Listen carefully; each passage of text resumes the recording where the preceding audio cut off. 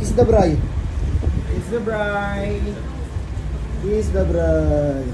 3 PM ang start ng ceremony namin. At dahil ako ang bride, kaya nag-aantay muna ako sa bridal car. Super thank you sa Premier Car Exchange para sa Jaguar na pang bridal car namin. Puro luxury cars ang meron sa kanila, kaya yung gamit namin sa pre-wedding shoot, sa kanila din yun. At ayan na nga, pinababa na ako ng coordinator ng sasakyan. Kasi ako na daw ang maglalakad. Grabe, mixed emotions na yung nararamdaman ko dito. Ganito pala ang feeling. Napasigaw pa nga ako habang nakatayo sa labas ng pintuan. By the way, ang simbahan pala na napili namin is Hearts of Jesus and Mary Parish, Quezon City. Dito kasi kami lagi nagsisimba at dito din nakalibing yung nanay ni Manuel. Paglakad ko, naiiyak na talaga ako, pero nung nakita ko na yung mga kaibigan ko, umurong kasi natuwa ako na nakarating sila sa ceremony. Kahit bumabagyo nung araw na to. Medyo nahihirapan ako maglakad niyan kasi nakapetikot ako sa loob. Dumidikit kasi sa carpet yon, kaya mahirap maglakad. Ang naghatid pala sa akin ay tito ko na si Tito Nelson na maiyak-iyak na nga. At syempre, ang mommy ko na si Mommy Nancy. Traditional sa Filipino wedding yung pag-kiss sa parents at pagmano. It's a sign of respect sa kanila. Important talaga na close mo ang maid of honor or matron of honor mo. Sila kasi yung mag-aayos ng gown mo pag nakaupo ka para maging maganda pa rin. At si Nina na kapatid ko, good job ka talaga. Ang sipag mag-ayos ng gown ko eh. Tignan nyo naman ang ayos ng mga bulaklak sa ceremony namin. Gumanda lalo ang simbahan. Kaya super thank you sa Floral Elements by JM. Napakagaling nyo talaga. Spirit itself bears witness with our spirit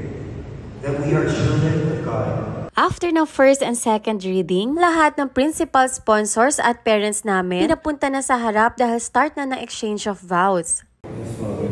Naomi, did you come here of your own free will to bind yourself forever to love the service of your husband?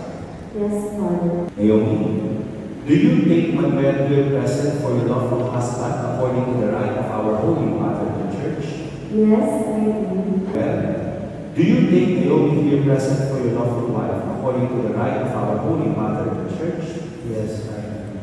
After na exchange of vows, exchange of rings naman. Kaya binibless na ni Father yung wedding ring namin. In fidelity, in the name of the Father, and of the Son, and of the Holy Spirit.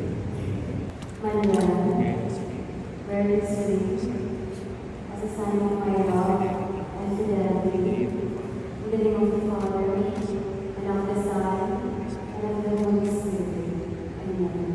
My dear brothers and sisters, let us give a round of applause for our newly wedded couple. At ayan na nga, tapos na ang ceremony at Mrs. Solazo na nga ako. After pictures sa mga guests, hindi pa kami tapos dahil nag-video pa kami ng promises namin sa isa't isa. At mapapanood nyo sa same day edit namin na ang Uno Era Studios ang nag-upload sa page nila. At ito nga, may mga shoot pa kami na tumatakbo palabas ng simbahan. Syempre, kasama pa rin ng mga entourage namin.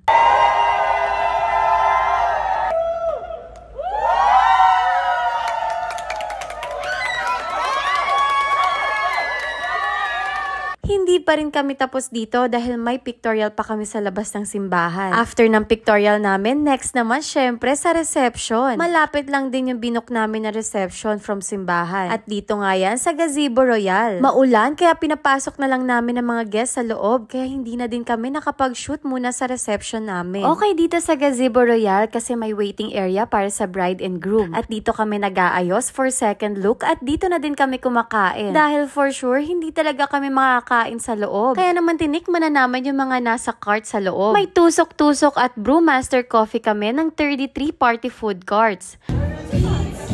Panalo.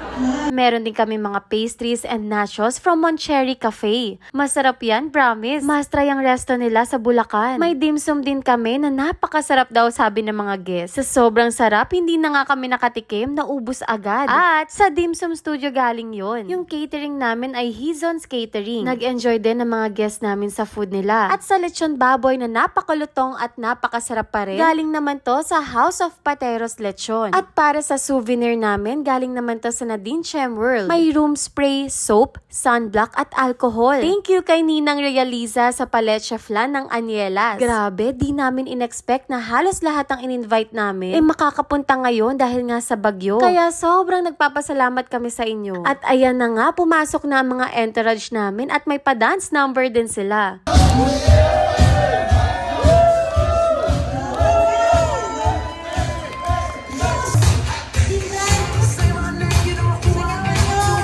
naguguluhan talaga ako nito. Hindi ko alam bakit sila umiikot sa amin. Pero ang saya. Si Juicy Joy JC ang host namin sa wedding. Kumakanta din yan, kaya package na talaga. Ito ang gumulat talaga sa amin ni Manuel ay yung wedding cake na gawa ni Marky Bob. Grabe, super ganda talaga ng wedding gift niya na to. Kaya super thank you sis. At may kasama pang cupcake yan ha. Kasabihan daw na pag mas malaki ang sinubo mo, ganun daw kalaki ang pagmamahal mo sa asawa mo.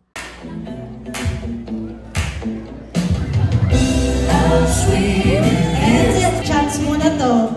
Alam mo alam mo ikaw lang babawi ang ginawa ng clubhouse. Open your mouth big and wide. Take it now. Bawal mo mapila. Ayun. Iyakan time na dahil ayan, magsispeech na ang Maid of Honor, Matron of Honor at best man namin. I'm inviting everyone, Avon, to stand up so we can share a toast for our friends, Manuel and Mimi, as they work closer to perfection together and forever. Cheers! Magulay po ang usan! Cheers!